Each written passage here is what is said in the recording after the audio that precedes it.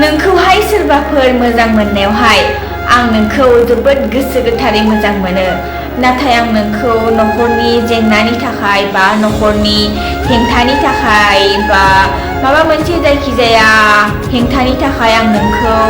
हाबा खालामनो हानाय नङा बा जुलि खालामनो हानाय नङा होननानै बुंदों नामा? बिदि बुंदोंबा खोनासं नोङो थारैनो बिदि बुंनायखौ नोङो फोथायमारदोंब्ला नोङो बिखौ गोसो गोथारै नोङो फोथायना लामारदोंब्ला नोङो गिबियावनो नोंनि खावलाय फारनायाव नोङो सोबानानै ला ओमफ्राय नोङो हुसाव फै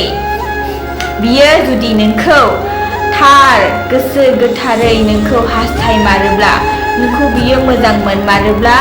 बे मानसिया नोंखौ मालाबाबो जुलि खालामालासिनो थानाय नङा बिनियाव जायखिजाया नखरनि जेंनायानो फैयाथों मानो समाजनि जेंनायानो फैयाथों मानो बा